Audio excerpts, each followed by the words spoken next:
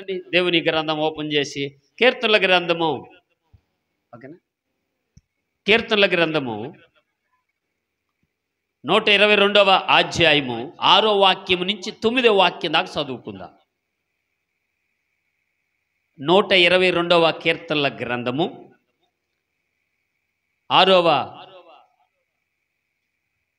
వాక్యము నుంచి 9వ వాక్యము దాకా చదువుదాం.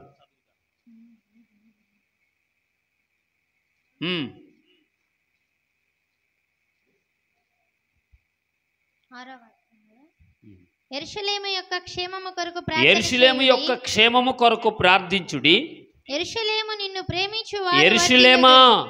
నిన్ను ప్రేమించువారు వర్ధిల్లెదరు. నీ ప్రాకారములలో నెమ్మది కలుగునుగాక. నీ నగరములలో క్షేమముండునుగాక. నా సహోదరుల నిమిత్తము నా సావాసుల నిమిత్తము నీకు క్షేమము కలుగును గాక అని నేను అందును. మన దేవుడైన యెహోవా మందిరమును ఆ నిమిత్తము నీకు మేలు చేయు ప్రయత్నించేదని ఒక్కసారి గట్టిగా స్తోత్రం చెప్పండి దేవునికి. చాలా అద్భుతమైన మాట. తన సేవకుడైన దావీదు గారి నోటున అత్యానంద భరితుడై సంతోషిస్తూ మాట్లాడుతున్న మాట ఈ సంపూర్ణ రాత్రి ప్రార్థన లేకపోవించిన మనందరితో మాట్లాడునుగాక. 3-4 మాటలు కనపడుతున్నాయి అక్కడ వరుసగా. 3-4 మాటలు నా సమయం చక్కగా ఉపయోగించుకుని ముగిస్తా. అమ్మాయి 3-4 మాటలు ఈ రాత్రి మీరందరూ ప్రార్థన చేస్తున్నారు. చెప్పండి, ప్రార్థన చేస్తున్నారు లేదా? గట్టిగా చెప్పండి, గట్టిగా చెప్పండి. ప్రార్థన చేస్తున్నారు. ఎన్ని పదాలు ప్రార్థన? ప్రార్థన అంటే ఎన్ని పదాలు? కొత్తగా అమాయకంగా చూడకూడదు మీరు. అది సింపుల్గా చెప్పుకోవాలి. నాలుకల మీద చేతల మీద ఉన్నది. 3 పదాలు. ఈ 3 పదాలు యెరూషలేమునకు క్షేమం కలుగు చేస్తాయంట. ఈ 3 పదాలు యెరూషలేములో సమాధానం ఉంటుందంట. ఈ 3 పదాలు ఆ యెరూషలేము పట్ల ఆధారపడుతున్న వారికి న్యాయము తీర్చబడుతుంది. ఏం జరుగుతుందంట? న్యాయము. దేని మీద ఆధారపడిన వాళ్ళకి? యెరూషలేము మీద ఆధారపడిన వాడికి. అంటారు భక్తులు, ఏమంటారంటే నీకు క్షేమము కలుగును గాక నేను అంటాను. అద్భుతం కదా. ఎవరు అంటారంట? మీకు అర్థమవుతుందా? యెరూషలేము నిమిత్తము ఎవరైతే, అంటే యెరూషలేము అంటే దేవుని మందిరం. మీకు అర్థమైపోయింది ఇప్పుడు. చెప్పండి, ఏంటంటే యెరూషలేము అంటే ఏంటండి?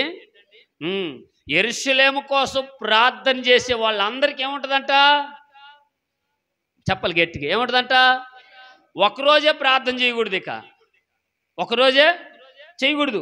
నువ్వెప్పటికప్పుడు దేవుని మందిరం కోసం ప్రార్థిస్తున్నావో, ఎప్పుడెప్పుడు దేవుని కోసం ప్రయాసపడుతున్నావో, దేవుని నగరములో కృప ఉండాలని ప్రయాసపడుతున్నావో, అదే కృప నీకు ప్రాప్తించుగాక, ప్రాప్తించుగాక, ప్రాప్తించుగాక, ప్రాప్తించుగాక. నజరేయుడైన యేసు నామములో మీకు తోడుండుగాక. చాలా ఆశ్చర్యం కదా మాట. అదేంటది? యెరూషలేము కోసం ప్రార్థన చేస్తే మరి మాకెట్లా? మీకు అర్థం అవడానికి ఈ మాటలు ఇట్లా చెప్తా చూడండి. మనకుందంత ఆయనకు వడ్డిచ్చేస్తే మనకేడ కడుపు నిండును? ఉదాహరణ కదా. మనం తింటే చెప్పండి, మనం తింటే, నేను మాట్లాడేప్పుడు మీరు నా సాయలు చూడండి. అది మనం తింటే మనకు ఆకలి తీరద్దు కదా. మనకున్నదంటే ఎదుటి వాళ్ళకి పెట్టేస్తే మనకేడా ఆకలి తీరును? కానీ అక్కడేంటి అట్ట రాశాడు? యెరూషలేము కోసం నువ్వు ప్రేమించి ప్రార్థన చేస్తే అదే క్షేమము, అదే కృప నీకు నీ పిల్లలు ఎక్కడున్నా కావలి ఉంటుంది. నువ్వు చేసే ₹10 కష్టం ఆశీర్వాదకరమగుతుంది. ఆమేన్, హల్లెలూయా. ఎందుకని? ఓ వాక్యం అంటది. ఓ వాక్కు అని చెప్పాలి బైబిల్లో. ఏంటట? వాక్కు. మీకు తెలుసు యెహోవా వాక్కు అంటే ఎవరు? యెహోవా వాక్కు అంటే ఎవరు? కొంచెం గట్టిగా చెప్పాలి. యెహోవా వాక్కు అంటే నజరేయుడైన యేసు క్రీస్తు ప్రభులు వారు. పాత నిబంధనలంతా ఇది యెహోవా వాక్కు, ఇది యెహోవా వాక్కు అని యోహాను సువార్తకు వచ్చేలాకి ఇప్పుడు చెప్పండి టకటక. ఆ వాక్యము శరీరధారి అయి కృప సత్య సంపూర్ణుడై మన మధ్యలో సంచరించాడు. స్తోత్రం. స్తోత్రం. ఆ వాక్యం ఉండే స్థలం ఏదంటే దేవుని మందిరం. ఆ వాక్యం ఉండే స్థలము దేవుని మందిరం. ఇప్పుడు ప్రార్థన చేసే మీరంతా ప్రార్థన చేసిన అలనాడు ఇశ్రాయేలులంతా ఎవరి కోసం చేశారంటే యేసయ్య నివాసం చేసి ఆ స్థలం కోసం ప్రార్థన చేస్తే యేసయ్య ఊరుకుంటాడా? ఏమంటే మీకు ఎట్లా చెప్తా అర్థమయ్యేటట్టుగా. ఫైర్ ఇంజిన్ ఉంది. ఎక్కడ ఉంటుంది ఫైర్ ఇంజిను? దాని ఆఫీసులో. అది చెప్పండి. దాని ఆఫీసులో ఇప్పుడు దానికి ఒక కోడ్ నెంబర్ ఉంది. ఓ 3 అంకెలు ఉంటాయి. దానికి కూడా పోలీస్ స్టేషన్కి ఎన్ని అంకెలు ఉంటాయి? ఎన్ని అంకెలు ఉంటాయి? 3 అంకెలు ఉంటాయి. అలాగనే ఫైర్ ఇంజిన్కి కూడా అయ్యగారు ఓ 3 అంకెలు ఉంటాయి. ఆ అంకెలకి ఫోన్ చేసావనుకో ఫైర్ ఇంజిన్ తీసుకొని వస్తాడు ఆ డ్రైవర్ గారు. ఆ డ్రైవర్ గారు ఏం చేస్తారండి? ఫైర్ ఇంజిన్ తీసుకొని బయలుదేరుతారు. నువ్వు చేసే ప్రార్థన కూడా సంఘం కోసం, సంఘ క్షేమము కోసం ప్రార్థన చేస్తున్నావు కనుక ఆ ఫైర్ ఇంజిన్ కోసం ఎలాగ మనం ఫోన్ చేస్తామో ఆ ఫోనే నీ ప్రార్థన. హల్లెలూయా. ఒకవేళ ఏదన్నా పొరపాటు నువ్వు మిస్ అయిపోతే మళ్ళీ సరి చేసుకోవడానికి ఇది ఒక మంచి అవకాశం. నేడే ఆఫర్. ఏంటిది? ఆఫర్. అప్పుడప్పుడు సంక్రాంతి సీజన్లలో మనం వింటా అంటే ఫోన్లు చెవులు పగిలిపోతూ ఉంటాయి ఆఫర్లు. అలాగే దేవుడి సంపూర్ణ రాత్రి ఉపవాస ప్రార్థనలో ఏకభవించిన నీతో మాట్లాడుచున్న వాగ్దానపూర్వకమైన మాట ఏంటి తెలుసా? నన్ను బాగు చేయి, నాకు మేలు చేయి అనటం తప్పు కాదు, కానీ దాని మీదనే ఆధారపడ్డావంటే క్షేమం రాకపోవచ్చేమో. అందుకే అంటాడు, యెరూషలేమా నీ క్షేమము నిన్ను కొరకు నడిపించబడుతున్న వారికి కలుగుతుంది గాక నేను అంటున్నాడు దావీదు గారు. ఆమేన్, ఆమేన్. ఒకసారి 9వ వాక్యం చూడండి. 9వ వాక్యం, మన దేవుడైన యెహోవా మందిరము నిమిత్తము నీకు మేలు కలుగ ప్రయత్నించెదము. నీకు మేలు కలుగునని ప్రయత్నించెదను. ఒక 2 మాటలు మీ మధ్యకి తీసుకొస్తాను. ఎన్ని మాటలు? 2 మాటలు.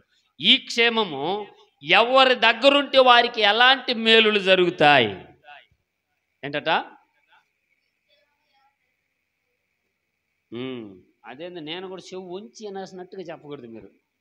ఇప్పుడు చెప్పండి, ఈ క్షేమము ఎవరికి ఉంటుందో వారికి మేలు కలుగుతుంది, వారిని బట్టి ఇంకొకరికి కూడా కృప నువ్వుకునుగాక. చూడండి, రండి త్వరగా చూద్దాం. 91వ కీర్తనల గ్రంథము 14వ వాక్యం టపటప చదవండి ఒకసారి దేవుని మాటను.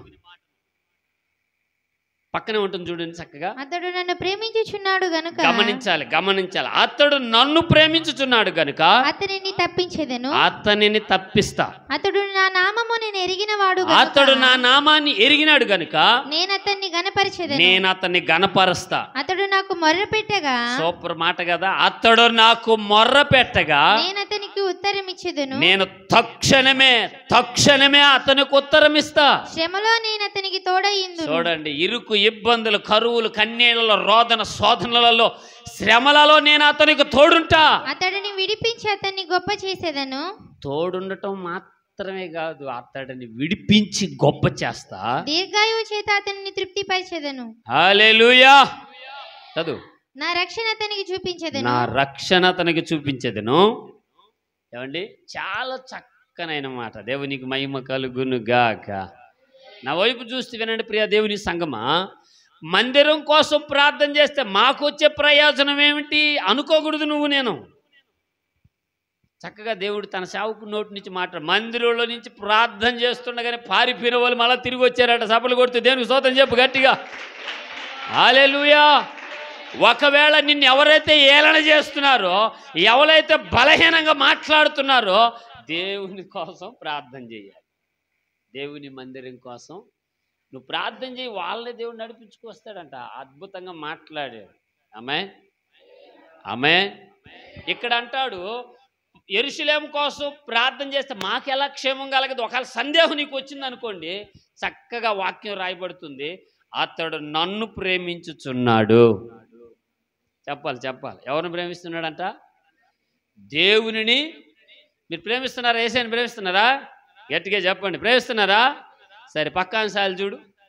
నువ్వు మగవాళ్ళు పక్క వాళ్ళ సాయలు చూడండి వాళ్ళ సాయలు చూడండి. ఇదిగో నేను చూసిలా యేసయ్యని ప్రేమిస్తున్నావు అన్నా, నేను నిన్ను ప్రేమిస్తున్నాను. యెరూషలేము కలిగిన క్షేమము నీకు కలుగును గాక. చెప్పండి వాళ్ళకి స్నేహం నేను పక్కన వాళ్ళకి. యెరూషలేముకు కలిగిన క్షేమము మీకొద్దా? అది మీకు కలుగునుగా. కానీ అప్పుడు వాళ్ళు కూడా మీతో అనాలి ఆ మాట రిటర్న్. చెప్పండి, ఒకరికొకరు చెప్పుకోండి. ఆమె మీరు అనండి, నేను అంటా ఉంటా ఆమెనని. ఆమె హల్లెలూయా. గట్టిగా చెప్పాలా, గట్టిగా చెప్పాలా. పిల్లలు గమనించండి, యెరూషలేముకు ఏ క్షేమం కలుగుద్దో అదే క్షేమం మీ కుటుంబాలకు కలుగునుగాక, మీ బిడ్డలకు కలుగునుగాక, ఈ లైవ్లో వీక్షిస్తున్న వారి కుటుంబాలకు కలుగునుగాక. ఇది నజరేయుడని యేసు నామములో కలుగునుగాక అంటాడు. నన్ను ప్రేమిస్తున్నాడు, నాకు మొరపెడుతున్నాడు, నా కోసం ఎదురు చూస్తున్నాడు కనుక నేను ఊరకుండను. ఆమె ఊరకుంటాడంటున్నా? ఊరకుండను. ఎందుకు ఊరకుండవు అంటే ఆయన అంటాడు, నేను అతన్ని దర్శిస్తాను, శ్రమలో విడిపిస్తాను. అంత మాత్రమే కాదు, దీర్ఘాయువుతో అతన్ని నింపుతాను, నా రక్షణ అతనికి చూపిస్తాను అంటున్నాడు. చప్పట్ల కొడుతుంది స్తోత్రం. హల్లెలూయా. రక్షణ అనగా మీరు ఇంకోలాగా ఆలోచిస్తారు. అవునే సార్, మేము కూడా 10 ఏళ్ల క్రితం ముక్కు పట్టుకుని నెలల్లో మునిగా. ఆ రక్షణ కాదు ఆయన చూపిస్తాను అంది. ఏమండి, మీకు అర్థమైంది ఇప్పుడు. నా రక్షణ అతనికి చూపిస్తానంటే ఆ నీళ్ళల్లో ముంచి లేగదీసి నిలబెట్టిన రక్షణ కాదు అయ్యగారు చెప్పేది, ప్రభు చెప్పేది. ఆ రక్షణ కాదు, కొండ మీద కట్టబడిన పట్టణమూలే కనపడినట్లుగా. స్తోత్రా. హల్లెలూయా. ఏ స్థితిలో బలహీనంగా ఉందో ఆ బలహీనమైన స్థితిని ఉన్నతమైన స్థాయిలో పెట్టి నా రక్షణ అతనికి చూపిస్తానంటాడు. స్తోత్రా. ఆశ్చర్యం కాదు? ఏమీ లేని స్థితిలో ప్రారంభమైన నీ విశ్వాస జీవితం సమృద్ధి క్షేమాభివృద్ధిలో నిలబడితే ఆశ్చర్యం కదా పక్కన వాళ్ళకి? ఆశ్చర్యం కాదు? బాగా ఆశ్చర్యం అనిపిస్తుంది. చూడండి, దైవ సేవకులు సాక్ష్యం దేవుడు పలుకుతూ వచ్చాడు. ఒక్కరితో ప్రారంభమైంది అంత. ఇది ఆయన అంటాడు, నా రక్షణ నీకు చూపిస్తాను, నిన్ను చూసి అనేకులు నడిపించబడుదురుగాక. ఆమె అయితే ఇదంతా జరగాలంటే మనం ఏం చేయాలి? మీరేం చేయాలా? దేనికే గట్టిగా చెప్పాలి. దేనికే దేనికోసం? ఒక పూట ఉపవాసం ఉండి చేసిన నష్టం ఉండదు నీకు, ఒక పూట కన్నీళ్ళు విడిచినా నష్టం ఉండదు నీకు. ఉంటుందా? వాక్యం అబద్ధం చెప్పద్దా? చెప్పదు. చెప్పినది చేసి తీరుతుంది. ఏమే? చూడండి, మరొక మాట కిందకు చూద్దాం. అపోస్తుల కార్యం 16వ అధ్యాయం 25వ వాక్యం నుంచి 29 దాకా చదవండి ఒకసారి.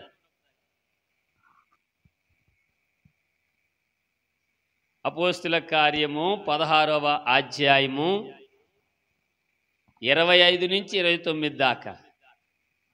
ఇందాక చాలా చక్కగా అయితే మధ్యరాత్రి వేళ పౌలు శీలలు దేవునిని ప్రార్థించుచు కీర్తనలు పాడుచుండిరి, ఖైదీలు వినుచుండిరి. అప్పుడు అకస్మాత్తుగా మహాభూకంపము కలిగెను. అవును, అకస్మాత్తుగా భూకంపము కలిగెను.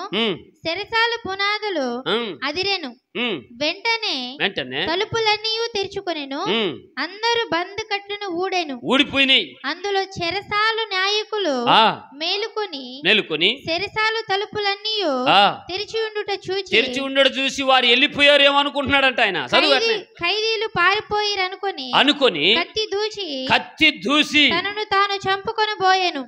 అప్పుడు పౌలు నీవు ఏ హాని చేసుకొనవద్దు, మేమందరం ఇక్కడే ఉన్నాం. చప్పట్లు కొడుతూ దేవునికి స్తోత్రం చెప్పు గట్టిగా. హల్లెలూయా. ఇప్పుడు మీకు ఒక అద్భుత రహస్యం చెప్పాలి. నేను మధ్యాహ్నం ప్రార్థన చేసుకుంటూ ఉన్నాను, దేవుడు ఈ మాటలు చూపిస్తూ ఉన్నాడు. ఈ మాటలు చూపిస్తూ ఉండగానే వాక్యం స్టార్ట్ అయిన తర్వాత దైవ సేవకులు ఫలానా అంటే నాకు ఆశ్చర్యం అనిపించింది. నువ్వు ప్రారంభమే మాట్లాడు ఒకే ఆత్మని. ఆమె మొదటిగా ఏం మాట్లాడాడు దేవుడు? ఏమండి, పూతోని చెబుతుందంట, దుష్టులకు తెలుసు నీతిమంతులు ఎవరో. స్తోత్రం చెప్పండి గట్టిగా. అలాగని అంటాడు, యెరూషలేము క్షేమము కోసం నువ్వు ప్రార్థిస్తే నేను భలే కష్టపడ్డట్టున్నావుగా, భలే ప్రార్థన చేస్తున్నట్టుండవుగా, బాగా మూలగుతున్నట్టుండవుగా, సరే నేను వస్తా అని చెప్పి వెళ్ళిపోతారు మనుషులైతే. అంతే కదన్నా? మనుషులైతే అలా వెళ్ళిపోతారు, కానీ ప్రభువులు వారు అలా వెళ్ళిపోరు. స్తోత్రం. ఒక్కసారి ప్రార్థన చేసిన దానికి ఏమంటున్నాడు? నా రక్షణ చూపిస్తా, నేనంటే ఏమిటో అతనిలో కనపరుచుకుంటా, నా శక్తితో నింపి నా దీర్ఘాయువుని అతనికి ఇస్తా. రోగం ఉండదు, జ్వరం ఉండదు, ఇబ్బందులు ఉండవు, ఏరే వాళ్ళకి నీ ధనం వేస్ట్గా ఖర్చు కాదు అన్నాడు ఆయన. అదే ఆ మాటల అర్థం. స్తోత్రం చెప్పండి గట్టిగా అని. రెండో మాట అంటున్నాడు, వాళ్ళు మౌనంగా లేదు. దీని గురించి ఎక్కువ మాట్లాడదలుచుకోలే, కానీ విషయం చెప్తా మీకు. వాళ్ళు మౌనంగా ఉండక అర్ధరాత్రి వేళ దేవునిని స్తుతిస్తుండగా ఈ భూకంపం ఎందుకు కలిగింది? చెప్పాలా? భూకంపం ఎందుకు కలిగింది? కొంచెం గట్టిగా.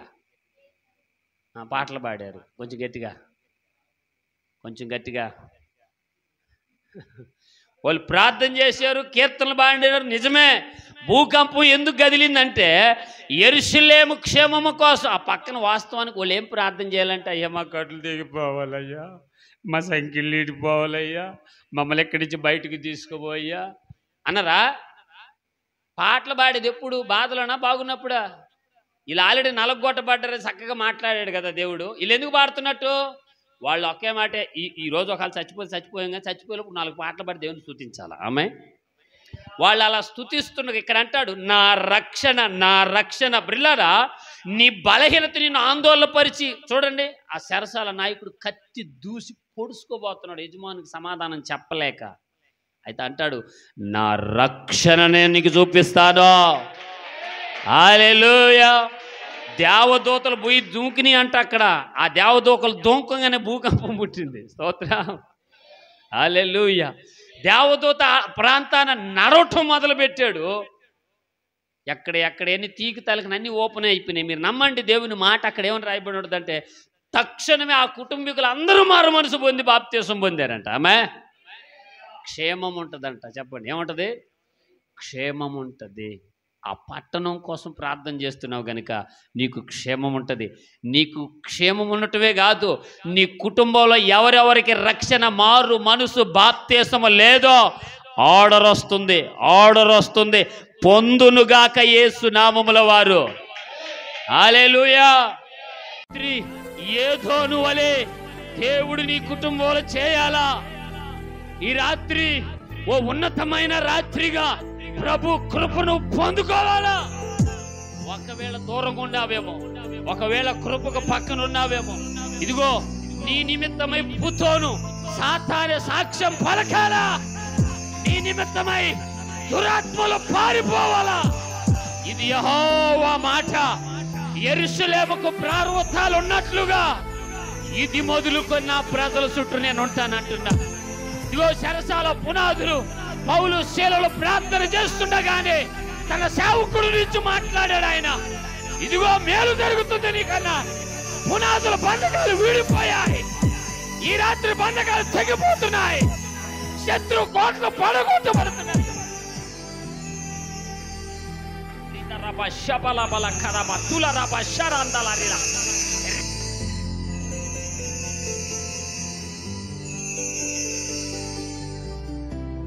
రగులుకుంటుంది పరిశుద్ధాత్మ శక్తి.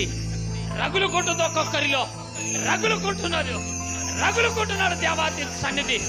రగులుకో వెలిగింపబడు. అగ్ని వలె పరిశుద్ధాత్ముడు వెలిగించు.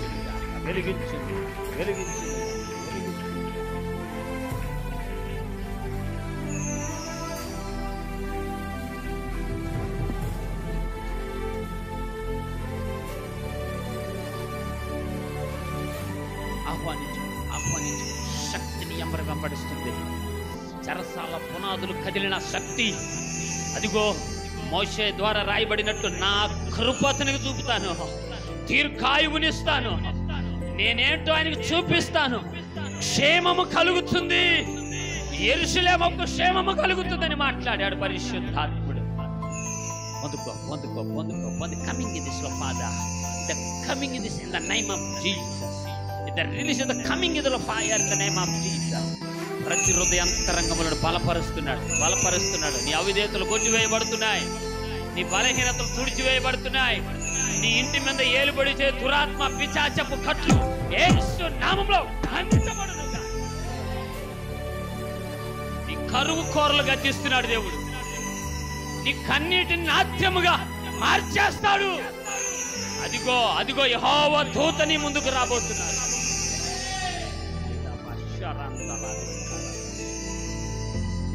బలముగా వాడుకోబోతున్నాడు పరిచర్యలో ప్రభువు.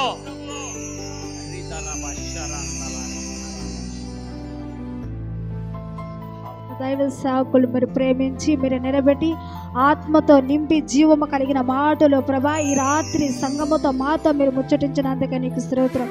అపోస్తలుడైన పౌలు నా తండ్రి సాతాను కట్టులు విప్పగా నాయన ఇదిగో తండ్రి అనేక శోధనలకు గురి అయినప్పటికీ నాయన క్షమించే మనసు కలిగి ఉన్నాడని ప్రభా తేటగా మీరు మాట్లాడి ఉన్నారు ప్రభా.